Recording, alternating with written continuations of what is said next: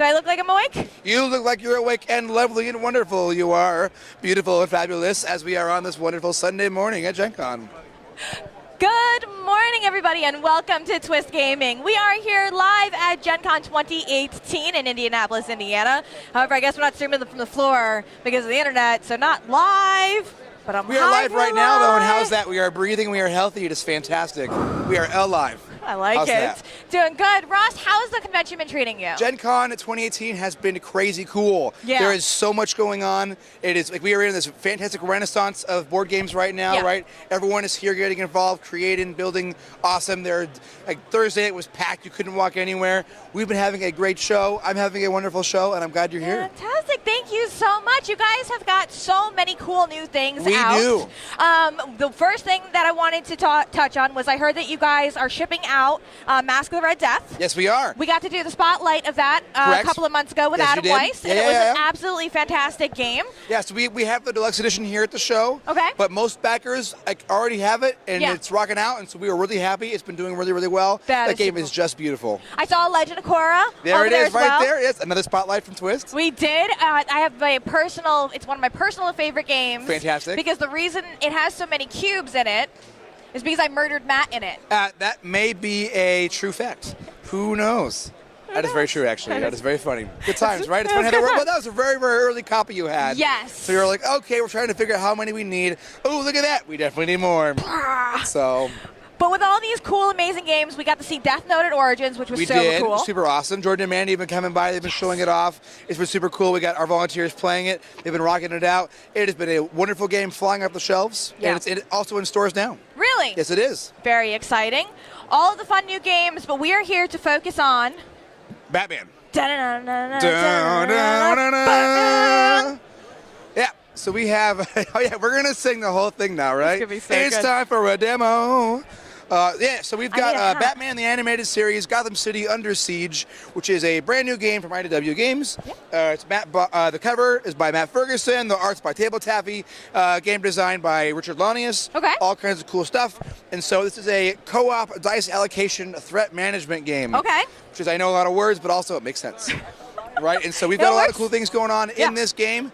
It's also very, very neat as kind of like we're all fans of Batman and the cartoon. It's got over 100 pieces of brand new art. Oh, really? Yeah. So we didn't use the stock art from the show or whatever. We went and got all new art made up. That's really cool. So it's really, really neat. So people that like this series just for being Batman, right? Check it out. Look at the cards. Check it. It's just really, really cool. So in the game, it's a co-op 1 to 5 player game. Okay.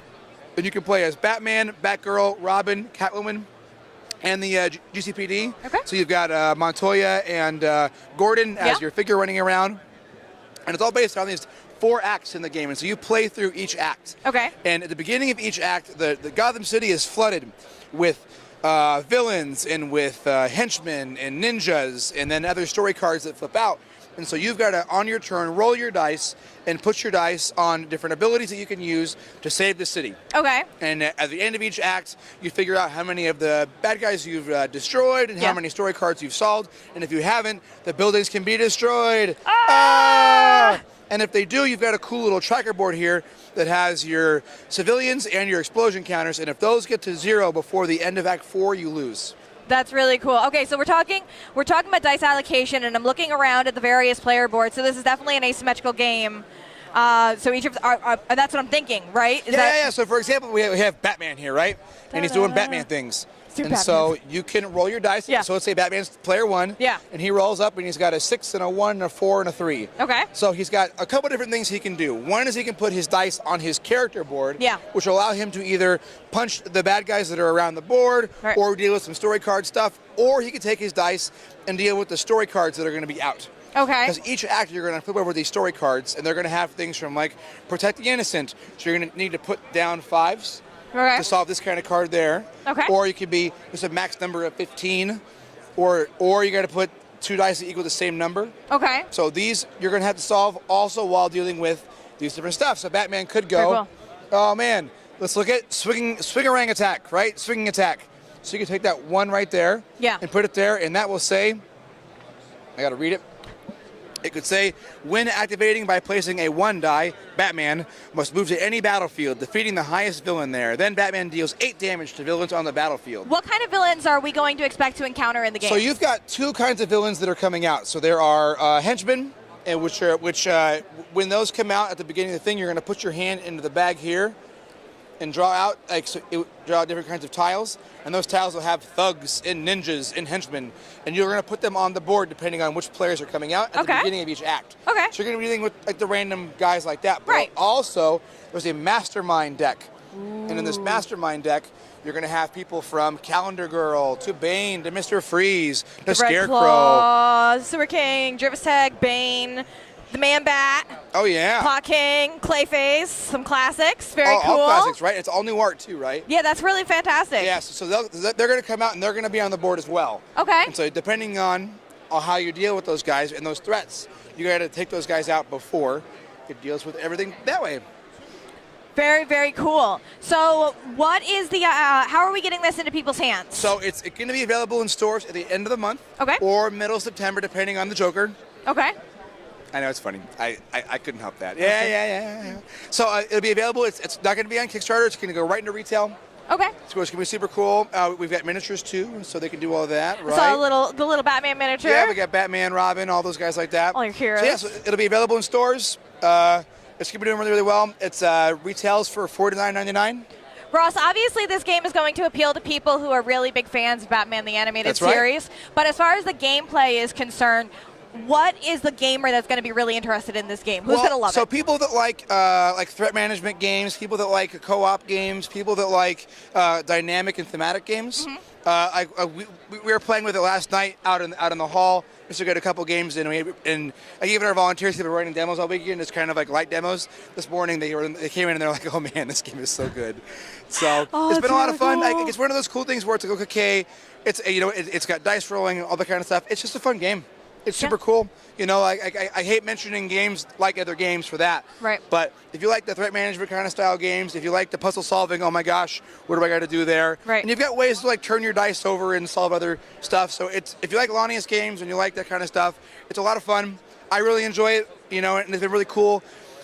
At IDW, we've been making a lot, like expanding out our licensed games that are using a lot of really cool designers to make these happen. So this game is going to be freaking stellar. Really cool IPs with really awesome designers to put those two really good things together. Totally, and you tie in some good art and make it a really good theme, and you're good to go. Now, I heard you as you were discussing the game that it is a 1 to 5 co-op. So talk to me about the single player variant and what you're doing a little bit differently there on a high level. Single player is the same as that game. You just have 2 heroes.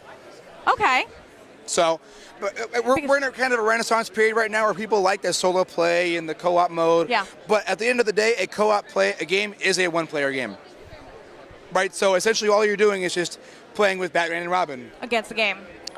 And the game works very well that way. You draw it out because all the AI, in the sense of where the thugs go and the masterminds go, everything is decided when you pull it out, and it tells you at the beginning of the act, hey, you're going to draw depending on how many, because the game isn't designed for number of players, it's designed for number of heroes. Okay. So even though it could be 1 player, it's still going to be 2 heroes. Right, because you're going to be 1 player and your 1 player variant controlling the 2 heroes. Right, and so then at the beginning of each act, it'll say, hey, draw out 3 story cards, boom, boom, boom. Draw out 2 masterminds, and then when you draw those masterminds out, it'll say, put out how many villains. And then along with that, hey, how many villains should I put out? And then you do it that way. And that's what you do. Very cool. Does IDW have anything else coming down the pipeline that you want to talk about? Oh, so many.